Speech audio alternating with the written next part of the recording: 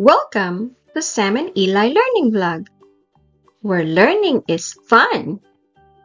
Magandang pagbati sa inyong lahat. Ngayon ay pag-aaralan natin ang katuturan ng pangalan. Ano-ano nga ba ang katuturan ng pangalan? Ito ay ang mga sumusunod.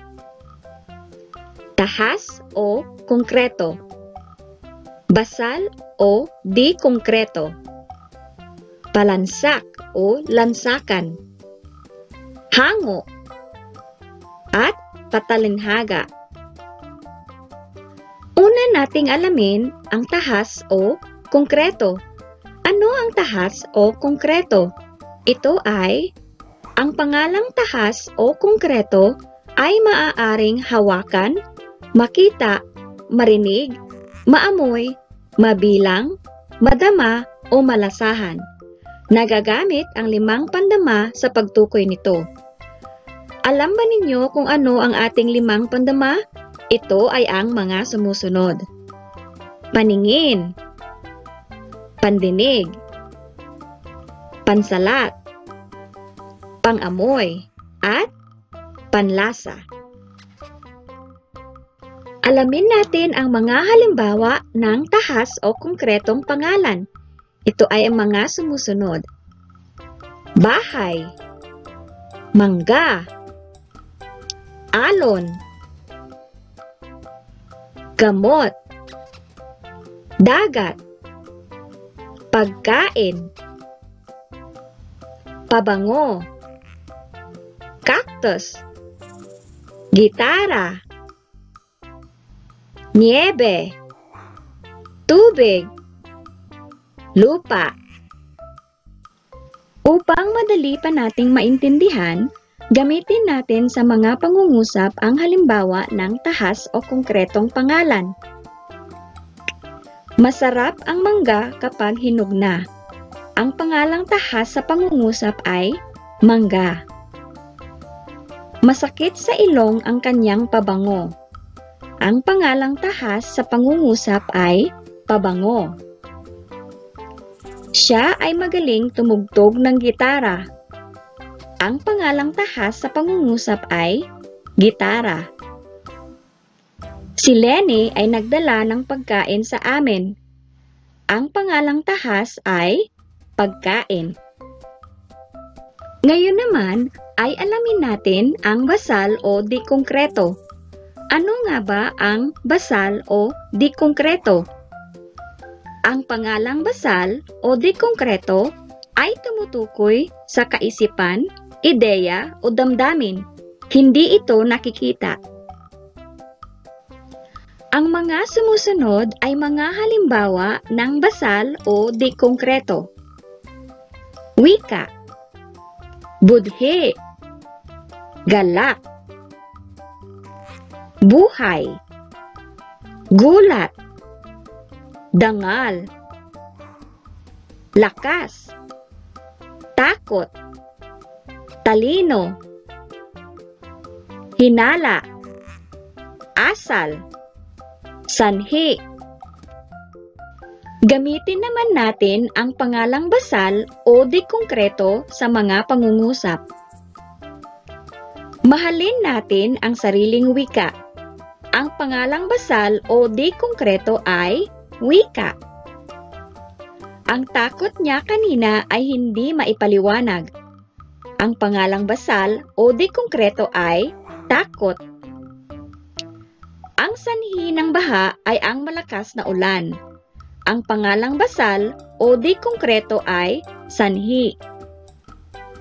Mahalagang alagaan ang sariling dangal. Ang pangalang basal o di konkreto ay dangal. Ngayon naman ay alamin natin ang pangalang palansak o lansakan. Ang pangalang palansak o lansakan ay tumutukoy sa grupo ng tao, hayop, lugar o bagay. Ang mga halimbawa ng pangalang palansak o lansakan. Hukbo, grupo, angkan, buwig, tumpok, madla, kumpol, pangkat, hurado, pamilya, tribo, pumpon. Ngayon naman ay gamitin natin sa mga pangungusap ang pangalang palansak o lansakan. Mabigat ang buwig ng niyog na dala niya. Ang pangalang palansak sa pangungusap na ito ay buwig. Ang pangkat ni Donna ang sasali sa palaro. Ang pangalang palansak o lansakan sa pangungusap na ito ay pangkat. Nalanta na ang pumpon ng bulaklak ng ate ko. Ang pangalang palansak ay pumpon. Ang angkan ng kaibigan ni Lito ay taga-probinsya. Ang pangalang palansak o lansakan ay angkan. Ang ikaapat na katuturan ng pangalan ay hango. Ang hango ay nakabatay sa salitang basal. Ito ang mga salitang nilalagyan ng panlapi. Ang mga halimbawa ng salitang hango. Kabuhayan.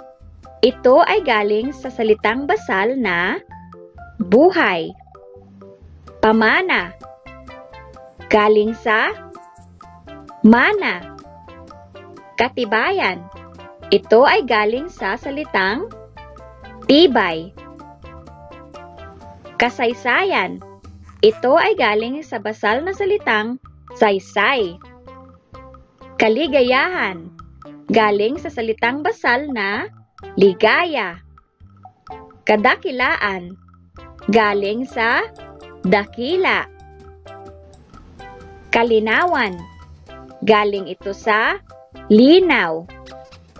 Kahirapan. Ito ay galing sa hirap. Isipan. Ito ay galing sa basal na salitang isip. Kadiliman. Hango sa salitang basal na dilim. Pagkagalak. Hango sa salitang basal na galak. Kagaspangan. Hango sa salitang basal na gaspang. Gamitin naman natin sa mga pangungusap ang salitang hango. Maganda ang kabuhayan ng kaibigan ko. Ang salitang hango ay kabuhayan. Natanggap niya ang pamana ng kanyang lola. Ang salitang hango ay pamana. Ang kahirapan ay hindi sagabal sa pangarap ni Fe. Ang salitang hango ay kahirapan. Ang katibayan niya ay ang kanyang diploma. Ang salitang hango ay katibayan. Ngayon naman ay ating tuklasin ang ikalimang katuturan ng pangalan. Ito ay patalinhaga. Ang patalinhaga ay salitang hindi tuwirang tumutukoy sa bagay na kinauukulan. Sa halip ay inihahambing ito sa bagay na katulad, kamukha o kahalimbawa lamang. Ang mga halimbawa ng mga salitang patalinhaga ay ang sumusunod. Bulaklak, imbis na dalaga. Langit, imbis na ligaya. Asalhudas, imbis na kataksilan. Pagong, imbis na mabagal. Liwanag, imbis na gabay. Buwaya, imbis na kurakot. Bubuyog, imbis na binata. Paro-paro, imbis na dalaga. Halimaw, imbis na lupit o bangis. Gamitin natin ang mga salitang patalinhaga sa pangungusap. Ang kanyang ina ang liwanag ng buhay niya. Ang salitang patalinhaga ay liwanag. Isa siyang halimaw na kinakatakutan ko. Ang salitang patalinhaga ay halimaw. Si Rita ay talagang pagong kung kumilos. Ang salitang patalinhaga ay pagong. Siya ay nasa langit pagkatapos manalo sa loto. Ang salitang patalinhaga ay langit. Pagsasanay. Tukuyin ang mga salitang may salungguhit kung ito ba ay tahas, basal, lansakan, hango o patalinhaga. Isulat ang sagot sa patlang bago ang pangungusap. Unang bilang. Inuusig siya ng kanyang budhi dahil sa kasalanang ginawa. Pangalawang bilang. Si Lito ay isa sa mga hurado sa patimpalak.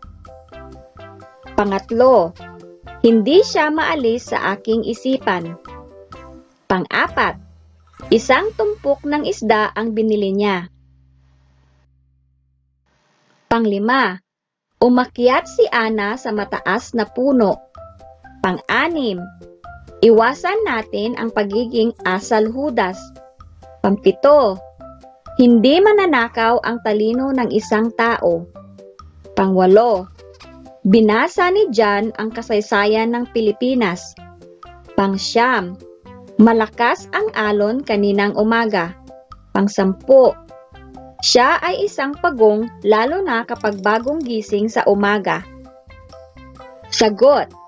Ang ating direksyon kanina ay tukuyin ang mga salitang may salungguhit kung ito ba ay tahas, basal, lansakan, hango o patalinhaga.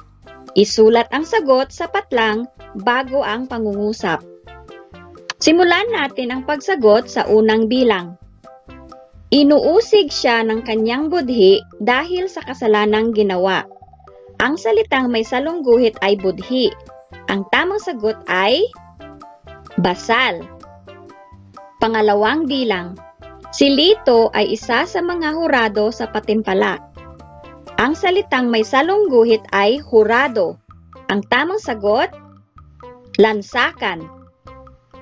Hindi siya maalis sa aking isipan. Ang salitang may salungguhit ay isipan. Ang tamang sagot, hango. Isang tumpok ng isda ang binili niya. Ang salitang may salungguhit ay tumpok. Ang tamang sagot, lansakan. Pang-lima. Umakyat si Ana sa mataas na puno. Ang salitang may salungguhit ay puno. Ang tamang sagot, tahas. Pang-anim. Iwasan natin ang pagiging asal Judas. Ang salitang may salungguhit ay asal Judas. Ang tamang sagot, patalinhaga. Pampito. Hindi mananakaw ang talino ng isang tao. Ang salitang may salungguhit ay talino. Ang tamang sagot, basal.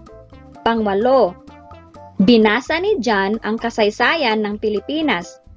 Ang salitang may salungguhit ay kasaysayan. Ang tamang sagot, hango. Pang-siyam. Malakas ang alon kaninang umaga.